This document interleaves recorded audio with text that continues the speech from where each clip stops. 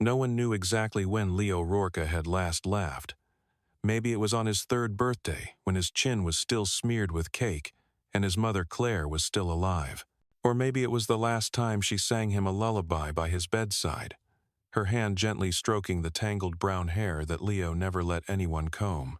But since the day Claire passed away, laughter had also vanished from the Rourke household, as silent as Leo's own eyes, which always seemed to be looking at something no one else could reach. Nathan Rourke, CEO of the architectural firm Rourke and Vale, had paid for 12 therapists: psychology, speech, behavior, motor skills, art, music, even an animal-assisted therapist.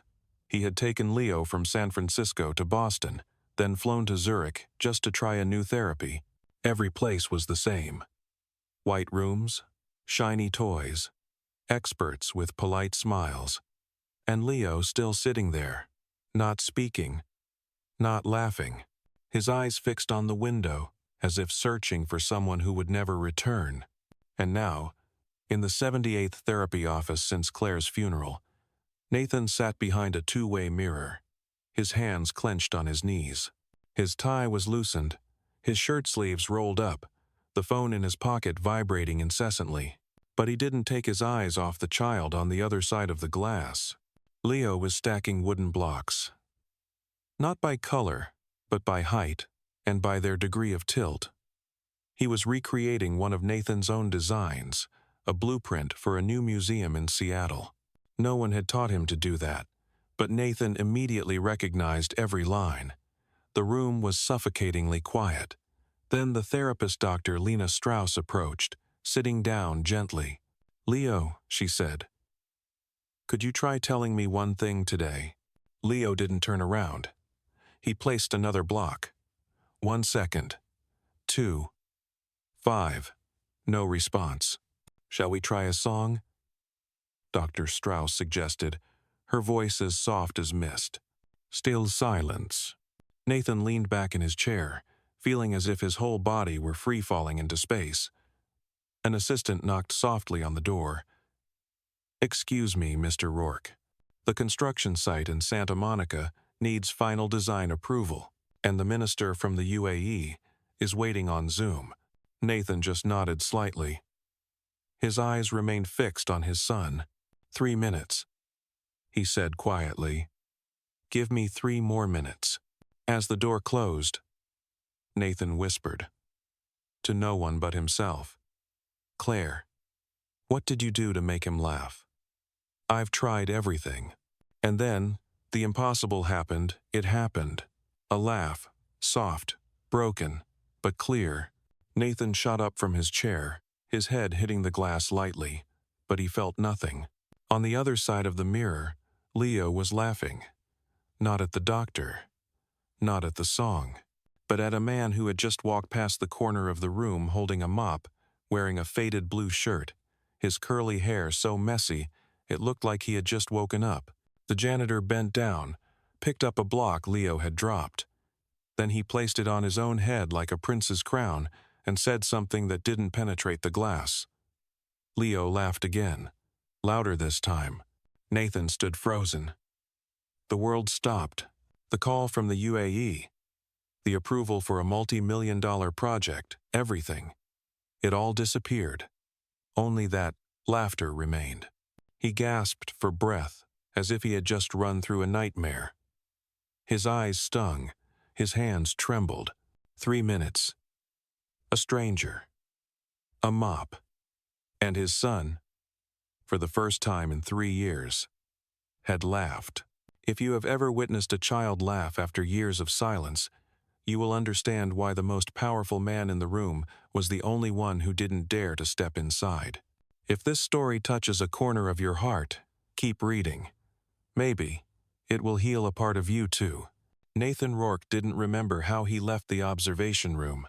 He only knew that when the door closed behind him, he was standing in the long white hallway of the therapy center, his hands still shaking, his heart pounding in his chest as if trying to escape. He pulled the tie from his neck and crumpled it in his hand. Not because it was hot, but because he was suffocating. because he had just witnessed something that a part of him couldn't accept. Leo had laughed, and not for any doctor, not for him, and certainly not for the distant memory of Claire, but for a man dragging a mop bucket, saying something silly, and placing a wooden block on his head, as if it were a crown. Ridiculous, Nathan muttered. It can't be real. He spun around and headed for the reception desk, where a young woman had just stood up at the sound of his hurried footsteps. Who is the janitor in therapy room 4? The receptionist blinked. Mr. Morales? Benji Morales? Get him up here. Now. Or, tell me to wait in the parking garage. Your choice. But, sir, he's just a part-time contract worker, on the morning shift. I think he's about to clock out. Then you'd better be quick. Nathan turned on his heel without waiting for another word. He took out his phone, canceled 2 consecutive meetings, and sent a text to Darla Kim, his assistant and COO, with just one line. Cancel the rest of the day. Handling a personal matter. No explanation. No one dared to ask why. Because no one controlled Nathan Rourke, not even his own emotions.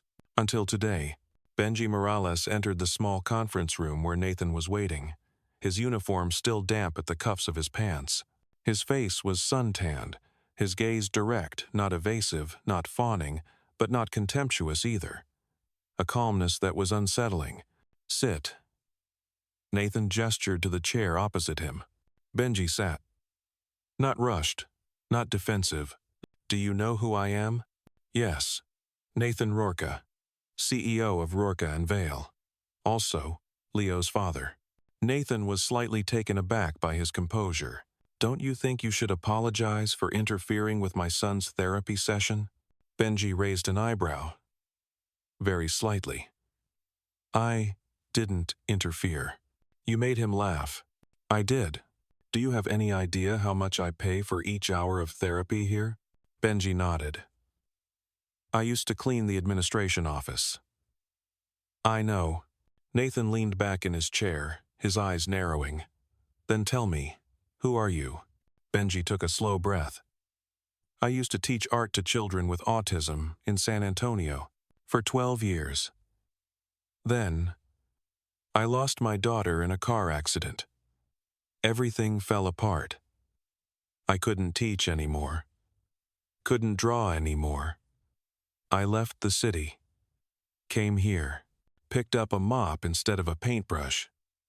But, he paused, his eyes fixed on a small smudge on the table. I still see the things that adults no longer see. Especially in the eyes of children who don't speak. That statement wasn't meant to impress. It was uttered as a truth that needed no convincing, and perhaps, because of that, it felt to Nathan like a direct blow to the chest. What did you do to make him laugh? Benji shrugged. I didn't do anything. He made me laugh first. When I saw him stacking the blocks with such precision, It reminded me of a former student named Talia. I just imitated a little joke she used to like. And Leo, he laughed. Nathan was silent for a long time. Benji continued, his voice softening. I don't think I'm special. It's just that. I don't try to teach. I'm just present. When Benji left, Nathan stood by the window, watching the man's figure pushing a utility cart out of the main lobby, then disappearing behind a service door. Inside him was an unsettling chaos because it was true. He used to be present. As a father, a husband, the man who built the house called Rourke. But after Claire, all he had left was trying to control, pouring his energy into skyscrapers, perfect blueprints, 6-figure contracts. But Leo needed something that wasn't on the schedule. Not therapy, not money, not a father in an Armani suit with a golden signature and financial papers, but someone who knew how to bend down, to sit at his level, and to ask for nothing but a smile. Leo said nothing as Nathan drove him home. That wasn't unusual. In the car, he sat in the back, his face pressed against the window, watching the trees blur by, as if searching for an answer no one could hear. Nathan glanced at his son in the rearview mirror several times, and each time he was met with silence. But this time, there was something different in the silence. A fragile feeling, as if a once broken string was now being mended with a piece of torn tape. When they got home, Leo went into his room without taking off his shoes or looking back. Nathan stood in the living room, still holding the car keys, as if he didn't know which mask to take off. The father, or the CEO. He had never thought there would come a day when he felt defeated. Not defeated by the market, not by a competitor stealing a project, but defeated in his own home. And the one who had defeated him wasn't someone with a higher degree, not an expert from Europe, but an uncredentialed janitor with nothing but a once-broken heart. That night, in his study, Nathan replayed the security video sent by the center. It was the moment Leo laughed. A clip just 18 seconds long. He watched it over and over. He watched it so many times that he no longer heard the laughter, only saw the expression. Benji placed the block on his head, spinning around as if dancing. Leo was surprised. He snorted, laughed, that expression undefended, unafraid, undistant. Nathan froze. He paused the video at the moment his son's smile reached its peak and hit print screen, a still image, black and white, but perhaps the most precious picture he had ever saved. He sat up straight, placing his hands on the keyboard. Darla, he wrote in an email, run a full background check on Benji Morales. Everywhere he's worked. Reasons for leaving his profession. Mental health status, if available. I want to know if this person can help Leo more regularly. His finger paused on the word help. He almost deleted it. But then he left it. Because, in the end, what worked, worked. The next day, as Benji was cleaning the main lobby of the center, he received a call from an unknown number. It was Darla. Brief, to the point. Mr. Morales, CEO Nathan Rourke would like to invite you to lunch at the Rourke and Vale headquarters. It's not about your cleaning duties. Can you make it today? Benji was stunned. Not by the invitation, but by how quickly the world turns when you no longer expect anything from it. He accepted. The Rourke and Vale headquarters was a living symbol of what Nathan represented. Cold, angular, perfect.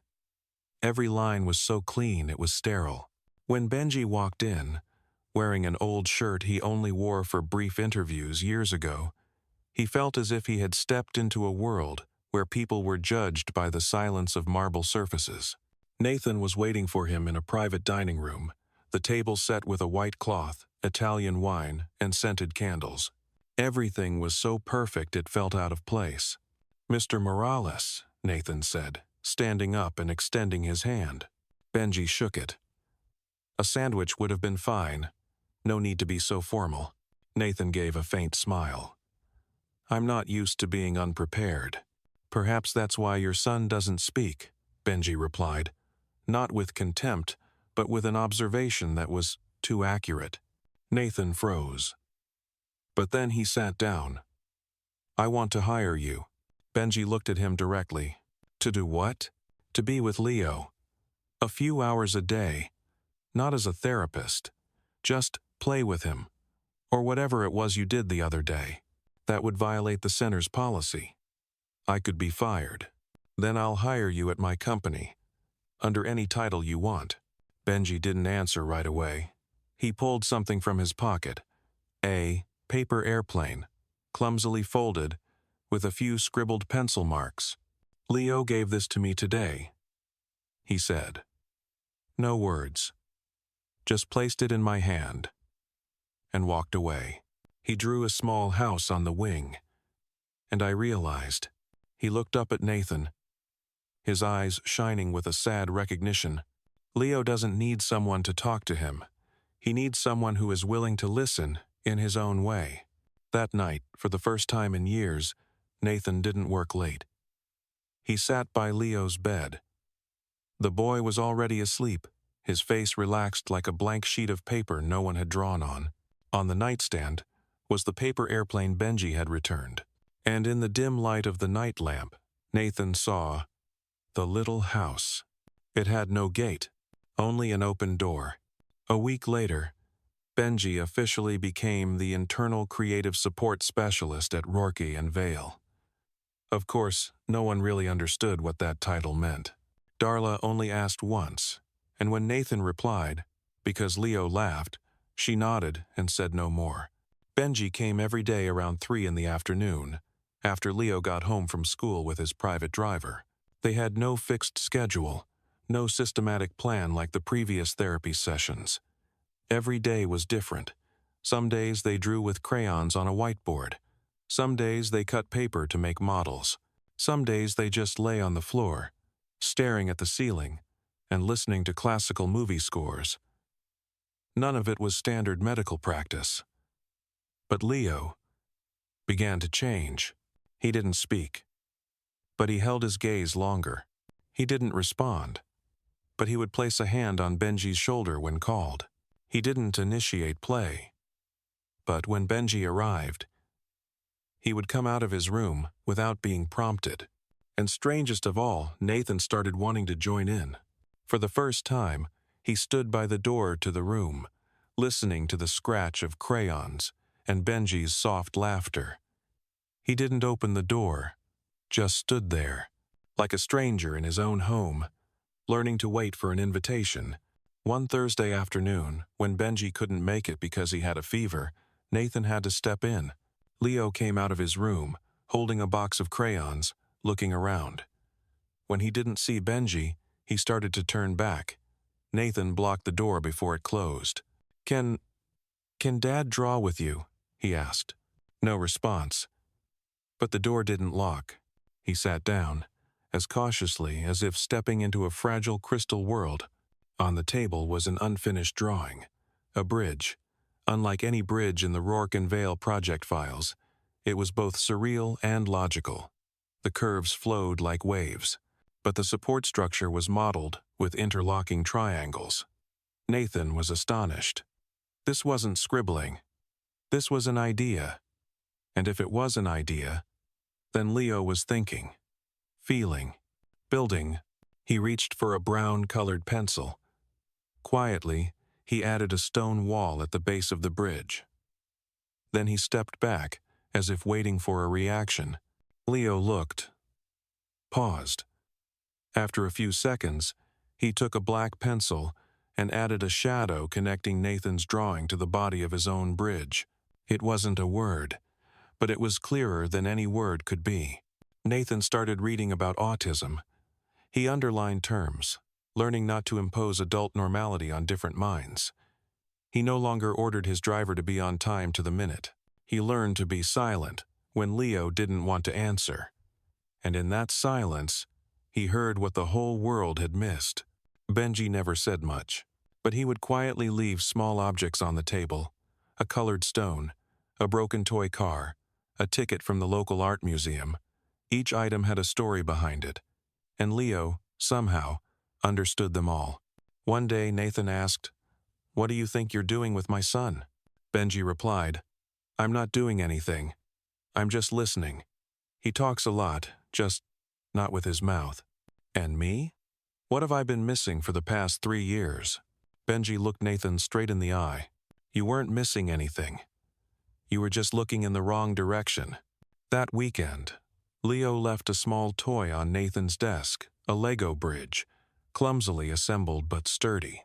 On it were 3 figures, a tall one in a suit, a small one holding a paintbrush, and one between them, with no face.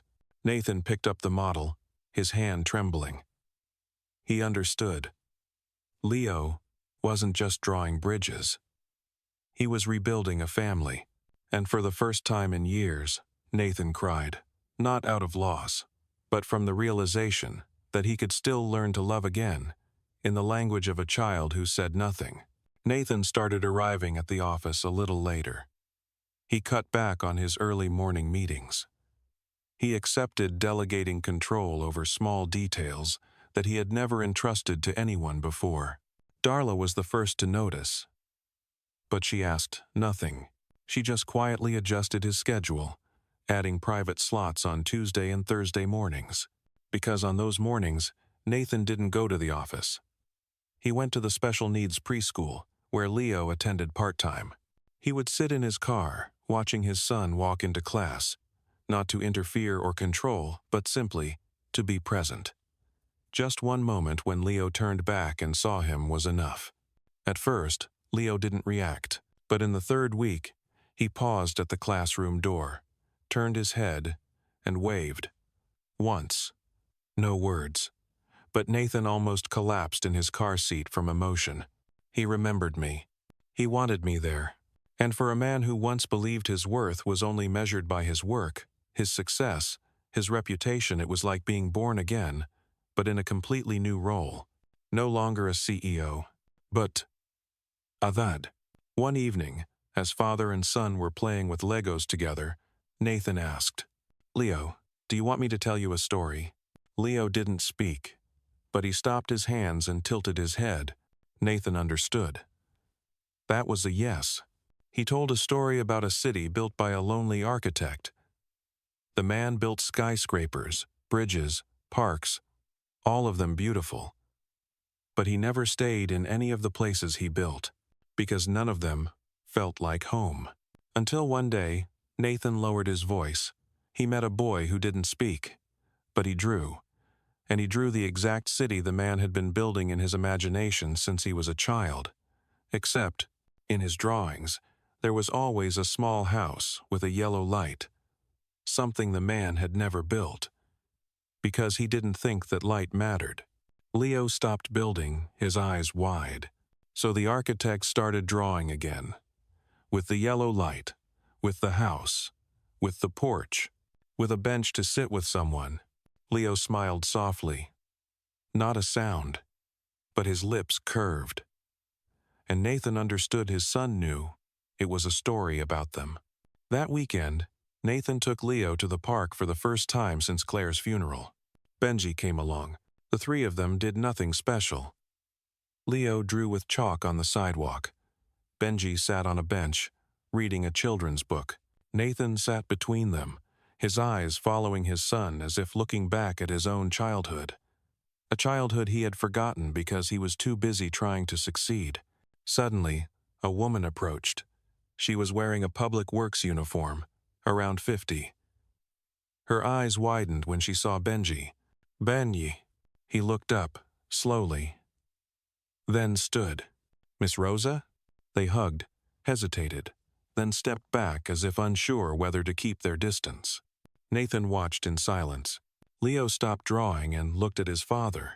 She was my old teacher, Benji explained. The one who gave me my first teaching opportunity. Miss Rosa looked at Nathan, then at Leo. And this little one is? He's my nephew, Benji said first. Then he turned to Nathan, as if apologizing.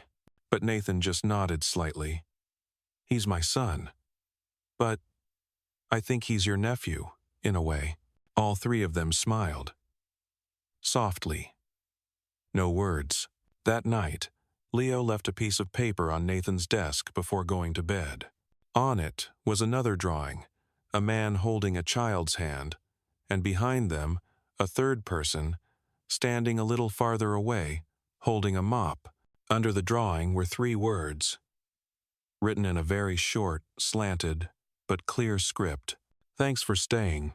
Nathan turned on his son's nightlight, stepped out onto the balcony, and looked up at the night sky. Nothing special, except he felt like he was living, not just existing. And he understood. There are some things that even the richest CEO in America can't buy. But if you're humble enough to look in the right direction, you can receive them. Benji started appearing more in their lives. He didn't live with them, didn't cross the boundary Nathan still unconsciously maintained, but he was present as a natural part of their lives. Making tea in the afternoon, adjusting Leo's coat on a cold morning, or simply sitting quietly beside Leo as he drew. One day, as Leo was busy with a paper model, Nathan walked into the room with 2 cups of coffee. "You had a child," Nathan said, not looking at Benji. "I assume." Benji nodded. "A girl. Her name was Alma. It means soul." "What happened?" The silence stretched on for so long it seemed there would be no answer. The school bus lost its brakes. She was in the front seat. Nathan put the coffee cup down and lightly touched Benji's shoulder. "I'm sorry." Benji just shook his head. "I don't need you to be sorry. I needed someone to be there when I no longer had the strength to stand up. But when I fell, everyone disappeared. The school fired me because I stopped showing up. Friends stopped texting because they didn't know what to say. I don't blame them. I used to do the same to others, until I became the one left behind." He paused, his eyes on Leo. "And then, I met him, and he looked at me with eyes that demanded nothing. He didn't need me to be a teacher, didn't need me to be the best. He just needed me, not to leave." Nathan breathed slowly. "Maybe that's why he chose you." I don't think he chose me." Benji turned back. "I think he sensed that I wasn't trying to fix him. I just needed him as he was." That sentence left Nathan speechless, because he realized, for the past 3 years, he had been trying to change his son, trying to pull Leo toward normal, toward the place that society, the media, and even doctors said your son should be. But Benji, with his experienced eyes and his once shattered heart, had chosen to walk toward where Leo was already standing. A few days later, Leo was invited to participate in an art exhibition for special needs children, a small corner in a community museum. Not grand, no media coverage. But when Nathan saw his son standing among the paintings he had made himself unedited, uncorrected, he felt like he was standing before an exhibition celebrating truth. Leo didn't win an award, but he smiled when a little girl stopped in front of his painting and said, "This one looks like music." Nathan stood at a distance. For the first time, he didn't want to step forward. He just wanted to see his son as a part of the world, not an exception to be protected. Benji stood beside him, holding a paper cup of coffee, as usual. "You know," Nathan said, "I used to think I could control everything. Finances, reputation, personnel. I thought if I did everything right, everyone around me would become right too." Benji smiled faintly. "We're taught that. Especially men. Now I just wish I knew when to let go and when to hold on," Benji said, not looking at him. That night, Leo brought home a piece of paper. Not a drawing. A letter. Handwritten, messy, unclear, but legible. The line read, "Dad doesn't have to be a Superman. Dad just has to be here." Nathan left his office light on all night, doing nothing. Just reading that sentence over and over like a prayer. And when morning came, he knew he was no longer a CEO. He was Leo's father, a man who was learning everything again from the beginning. Thank you for still being here, for reading to the end of this chapter. Maybe for some reason, you were also someone trying to control everything. Or maybe you were the child no one understood. Or maybe you lost a part of yourself and didn't know how to find it again.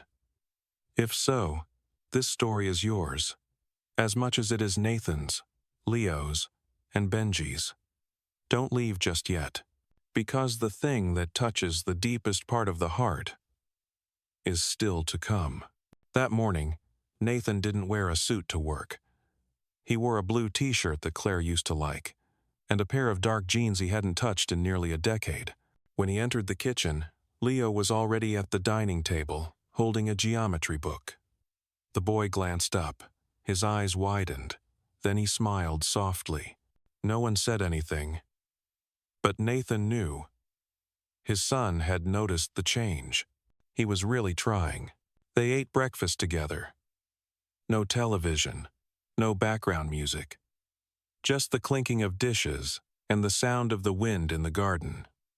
Normal. but warm. Very warm. Benji arrived at 9 a.m., as planned. Today was a special day. They were going to build a small model together, a dream house, designed by Leo, with materials made of cardboard, popsicle sticks, and a glue gun. Benji brought a large bag of tools. Nathan had cleared out his entire study, turning it into a small workshop. Leo was very excited. He didn't speak, but his movements were faster. His hands moved with agility. His eyes sparkled.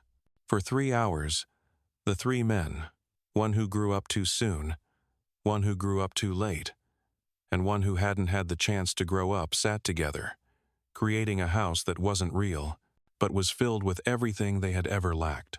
The house had a window facing east, where the sun rises. It had a small balcony with a love seat.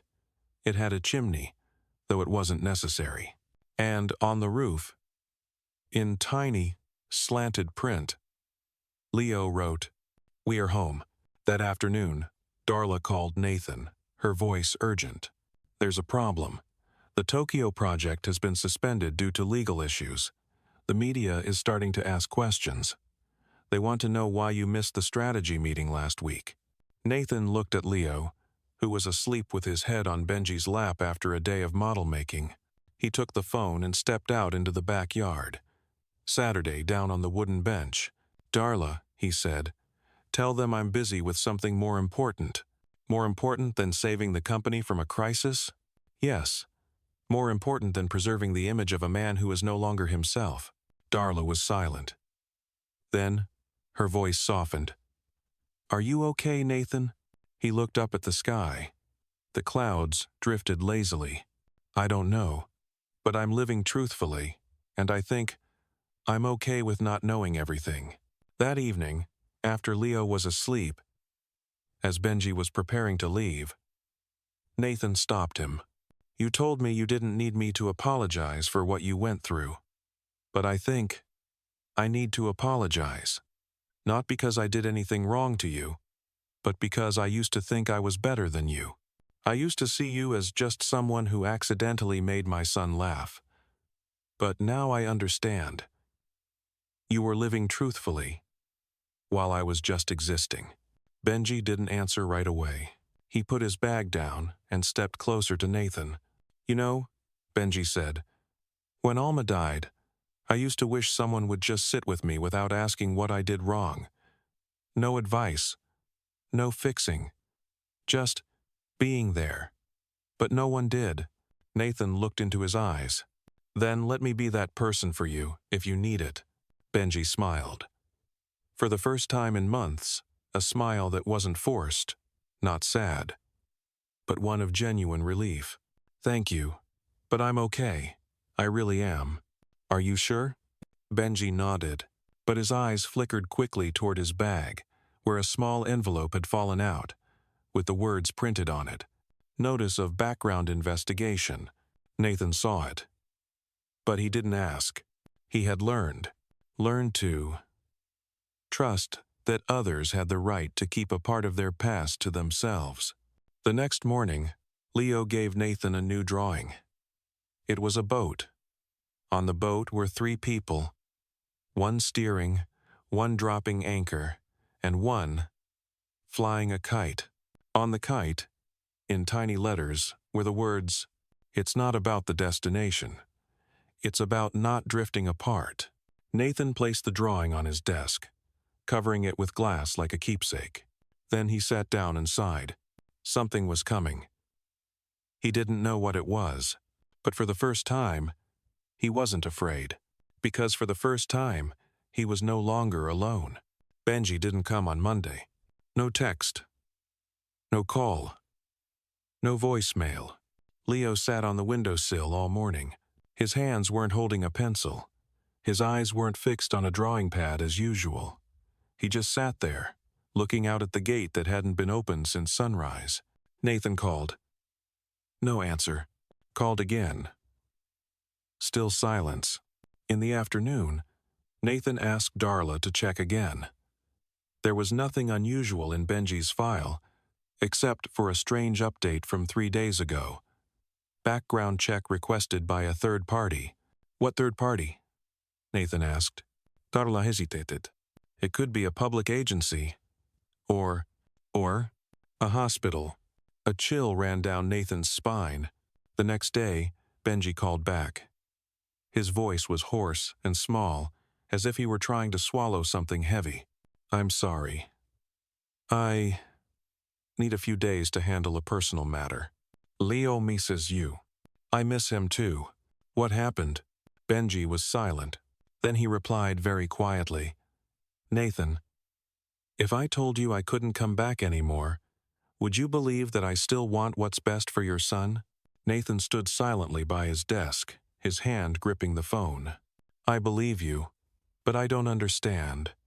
And I don't know how to explain that to Leo. I don't know either. Then at least tell me why. Benji took a deep breath. I was once investigated for an accusation with no clear evidence. Not abuse, not violence. Just another father at the school who misunderstood my actions with his child. I was exonerated. No criminal record. But it sticks.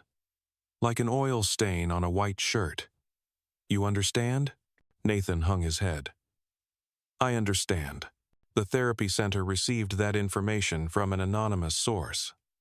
They started reviewing all the footage, including the clips of me playing with Leo.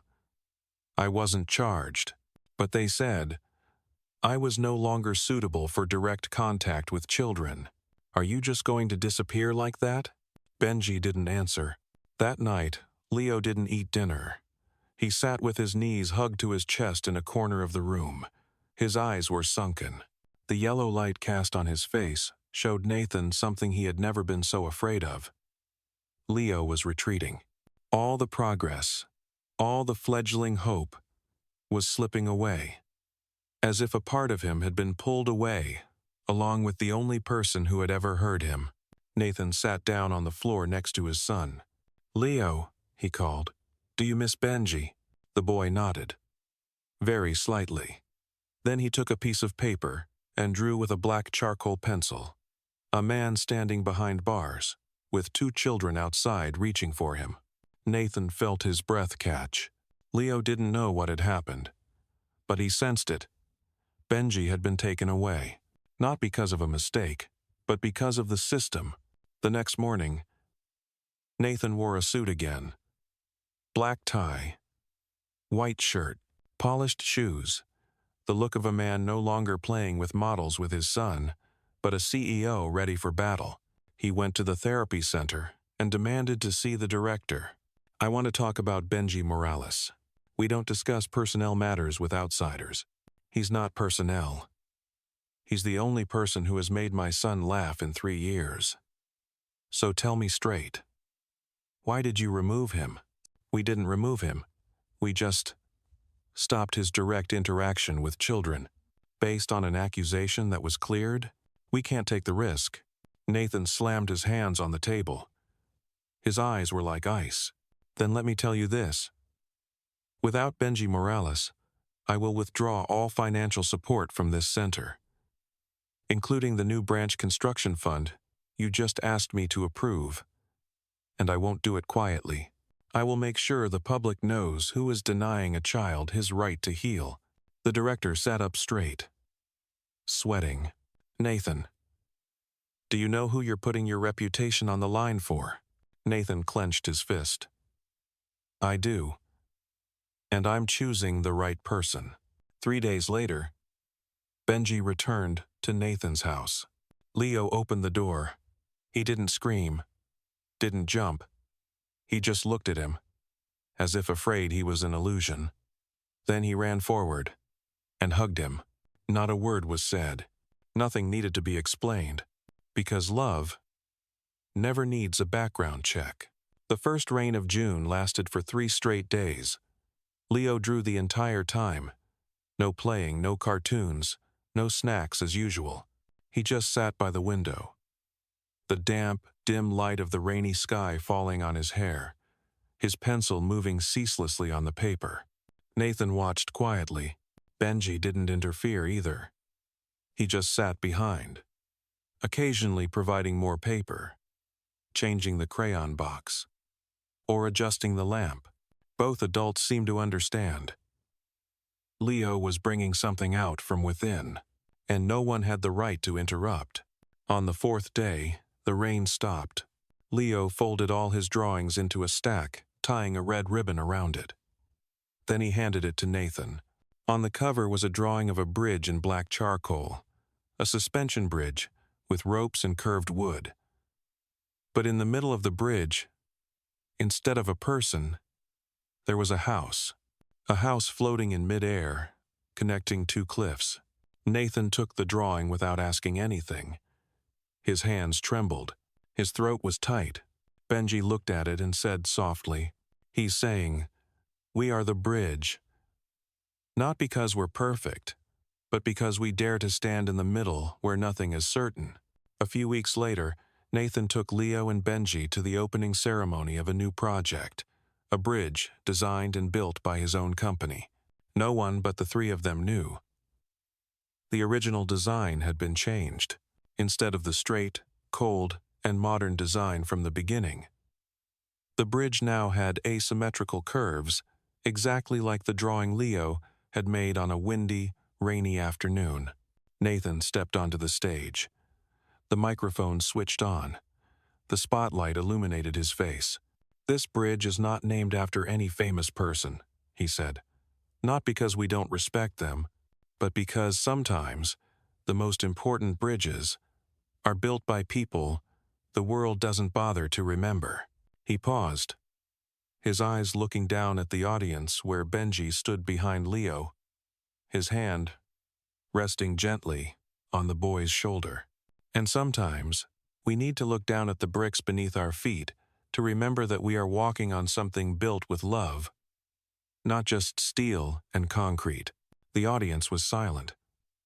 Then they applauded. Not because it was a great speech, but because they felt something that needed no words. That night, Leo placed a piece of paper on his father's desk. Just one line. "A real bridge isn't between two shores, but between two hearts." Nathan read it, then folded the paper, put it in his wallet. He was no longer the same CEO. He was a father who had learned to learn from his son, a friend who had learned to trust someone rejected by society, a man who once thought he was strong enough to control the world, now knew that true strength was knowing when to let go and when to hold on. And Leo, the boy who had been silent for 3 years, might not speak much now, but every action, every drawing, every glance was a story full of echoes that only those patient enough could hear. A week later, when Nathan was picking his son up from school, a teacher came out, her face emotional. "Mr. Rourke, Leo spoke today." Nathan froze. What did he say? The teacher smiled. He said, "Dad is coming. I know because my heart is getting warm." Nathan knelt down as Leo walked out. He hugged his son. No cameras. No reporters. No one watching. Just 2 people, 1 umbrella, and a summer beginning on ground that was no longer cold. One autumn morning, Benji came to Nathan's house, carrying an old wooden box. He said nothing, just placed it on the table, and then sat down next to Leo as he did every day. Leo opened the box. Inside was a small picture frame, a few scraps of wood, and a faded photograph. A little girl smiling brightly in a schoolyard, holding up a cardboard house model. Nathan looked at the photo. He knew instantly it was Alma. Benji just said softly, "Today is her birthday." If she were alive, she'd be Leo's age. Leo didn't look at the photo. He just took the pieces of wood from the box and started putting them together. He said nothing, but after a few minutes, Nathan realized he was rebuilding the exact house from the picture. No one told him to. No one taught him. He just understood. An hour later, Leo placed the small house model in the middle of the table. The door was open. The early morning sun shone in, casting the model's shadow on the wall. creating the shape of a hand, holding a child's hand. Benji turned away, wiping his eyes. Nathan stood up. Got a nail and a hammer. He hung the model on the main wall in the living room. No shelf. No glass case. Just hung it as it was. Raw. Real enough.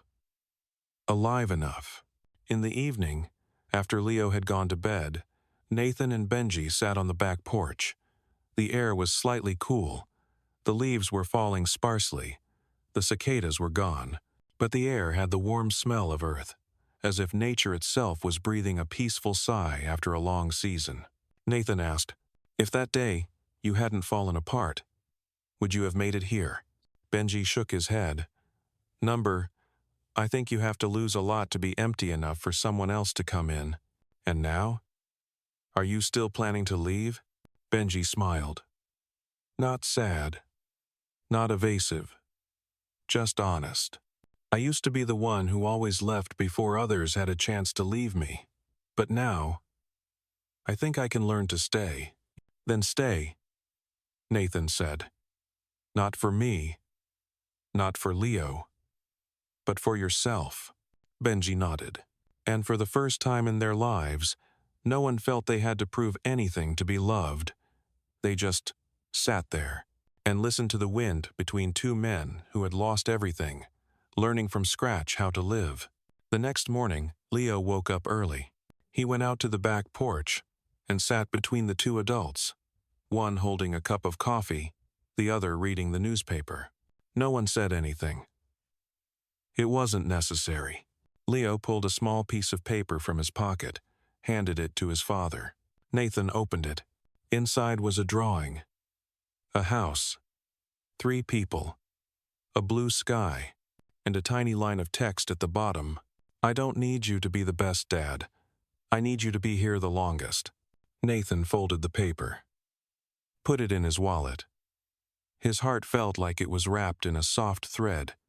He hadn't known he was missing for so many years. When the sun was fully up, all 3 stood.